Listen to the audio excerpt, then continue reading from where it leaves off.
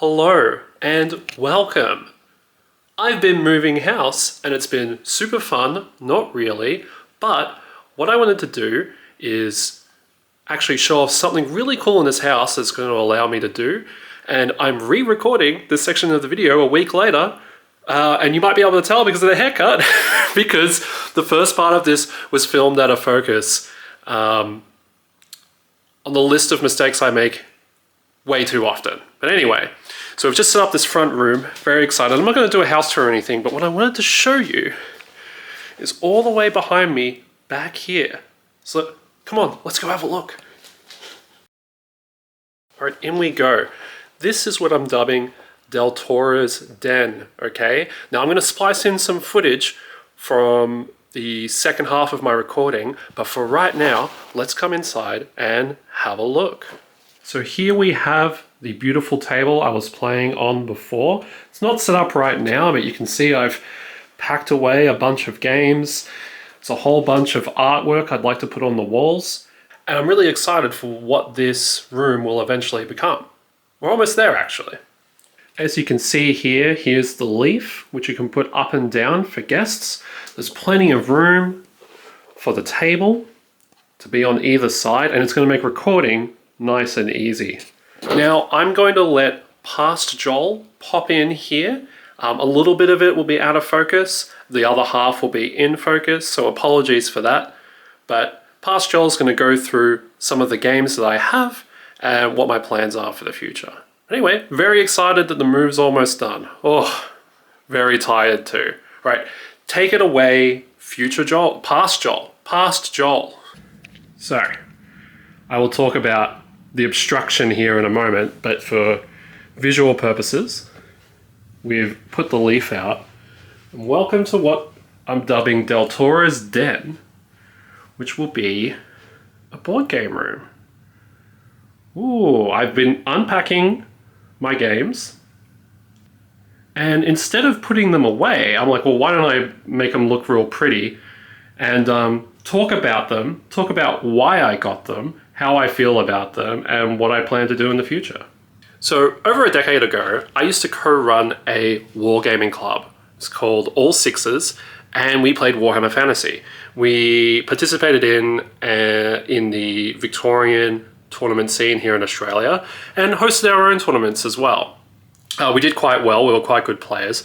Not the best in the country, but quite good. I have some trophies that are packed at the moment.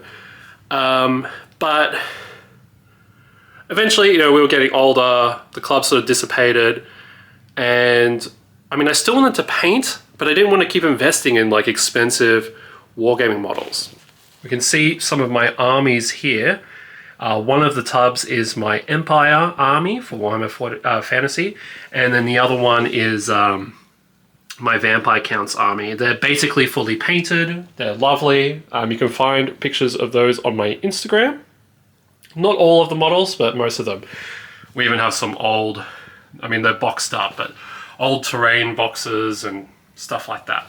But as I said, I didn't want to keep buying wargaming models, but I still wanted to paint. So with all my hubris, I was like, you know what I'll do? I'll kickstart some board games that have high quality models, and I'll paint those. And that started off, some of you will be aware, there was an old website that's probably very popular now, called Cool Mini or Not. People would upload pictures of their miniatures, and they'd get upvoted and downvoted, and people would talk about them, and there'd be Golden Demon Award winners in there, and it's all very cool. But they ended up producing a couple of board games. I think the first one, I think it was supposed to be like Advance Wars. It was like tanks and stuff, something Battalion. I can't remember. Maybe Editing Joel will find this. It might not even been the first one.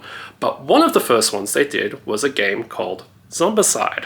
So what I ended up getting was Zombicide. I bought it from the models, and it would have been about a decade ago, I would play this with some of my more normie friends, and it was super cool. I guess I'm going to talk about how I feel about all these games. Zombicide is fine. Movement is key, at least for the base game. And anything that makes you move a lot and slip past zombies is OP. which made some of the characters less fun to play. But I mean, you know, it's a decent game. I don't have any problems with it. But I'm like, well, I painted all these models. So let's talk about the next thing I really got. The Dark Souls models. I have a lot of Dark Souls models, and when I was talking about hubris earlier, I was talking about that in the sense that I stopped painting at some point. So a lot of the base game for Dark Souls is painted, and basically nothing else. Now, I recently painted Calamite, which I'm quite happy with. But I kind of stopped painting, and the game, from my memory, didn't play that great. And I want to play it again, because you can play it solo, and see how it plays. And if I need to, I'm going to look up popular house rules and give it a go. So I'm really excited to come back to this. And it looks like a previous version of me also got these cute little containers for the tokens. How cool is that? Wow. Talking about hubris, I kept kickstarting models. And you'll notice a distinct difference between these boxes and these ones, where they're all shrink wrapped. Because I haven't painted these yet. So why would I have painted these? So here we have a collective shit ton of Bloodborne models, which would be so fucking cool to paint, but I hadn't done it. So we have all these. That's very exciting though. There is or was a popular board game podcast called the D6 Generation. I'm sure they're still going. Editing Joel could work that out. But way back when podcasts were brand new, no one knew about them, I listened to the D6 Generation a decade ago or so, probably more actually. I bought this and never played it. So sorry, Spartacus, you'll probably never see the light of day unless I have lots of friends over, because it is a multiplayer game. Some older games that I have are Munchkin. Probably bought this when I was like 15 years old. It's decent. It's like a fun party game. We have Boss Monster, another game I kickstarted with my friend Damien. On recent revisit to this, because I hadn't played it in, a decade or so, I don't like it that much. I might have been playing it wrong. I wasn't sure the mechanics were very good, but again, maybe I was playing it wrong. But there's Boss Monster. Super Boss Monster, I think, just finished its Kickstarter, like a decade later. So if you really like Boss Monster, there's more of it there for you. So that's pretty cool. Also kickstarted the Binding of Isaac 4 Souls game. I've never played it. Again, very embarrassing. Cards still in there. Wrap and stuff like that. Scuttlebutt I've heard over the years, and these are unfounded, they're just things that I've heard, is that this does not play very well. I don't know though, it'd be cool to try it and find out. Back to trying to paint stuff I kickstarted and did not get all the models for. That I did not kickstart to get all the models for. The Resident Evil 2 board game. Now, I really suck at painting skin color. I have a history of being bad at painting skin color. I don't know why I got this, but we'll find out. Obviously seen the Stardew Valley game, which I got for my wife a couple of years ago. Over here we have Call to Adventure, which I got purely because there was a tie-in for the King Killer Chronicles, namely The Name of the Wind by Patrick Rothfuss. It is a solo player game. It can be. So I'm actually excited to try this out. Again, it's never been played in this household. So yeah, I want to check that out. We've got Slay the Spire, of course, like my favorite thing in the universe. We'll be looking to add... Oh, this is a sneak peek for people who don't know. There's more things for me to paint for this. And we will have more things to paint in the future for Slay the Spire. Just a little teaser on that, but there you go. We have Mage Knight, which I bought just after my wedding, which I did the unboxing for. But life's been very hectic lately, so I haven't had a chance to really do anything. With any of this, let's be real. And my wife bought a little dueling Harry Potter game. Oh, this is a good time to talk about the lighting. this light sucks.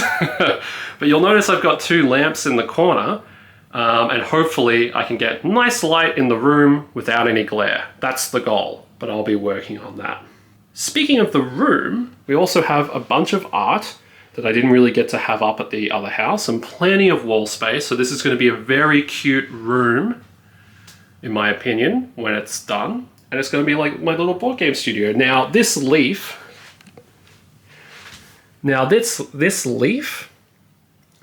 is, you know, a bit big for the room, but it, you know, it folds down. So I have it out for dramatic effect right now, but when I'm doing solo play, this whole part of the table will be folded down, and the table are on wheels.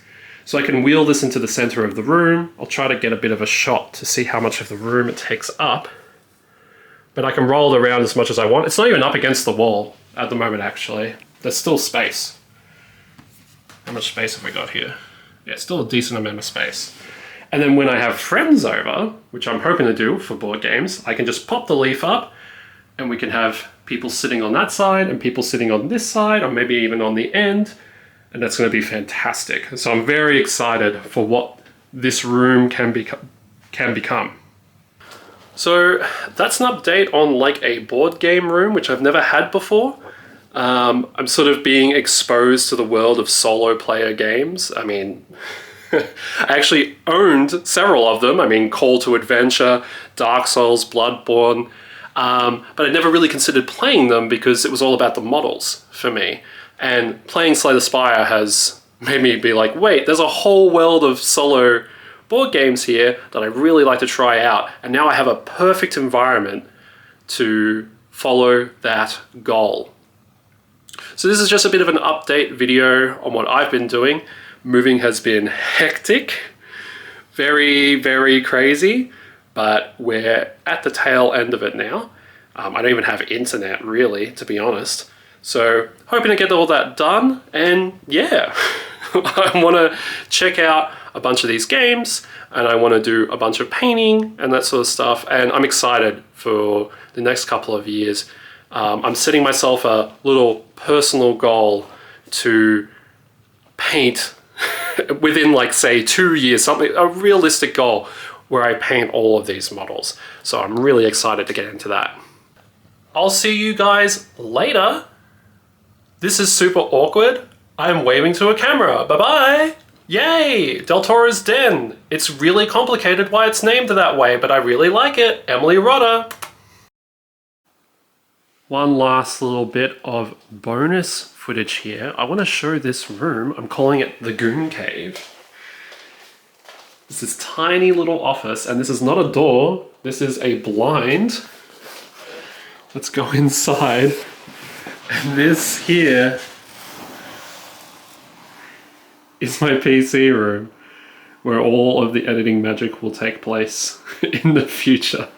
Look at this tiny room, I love it.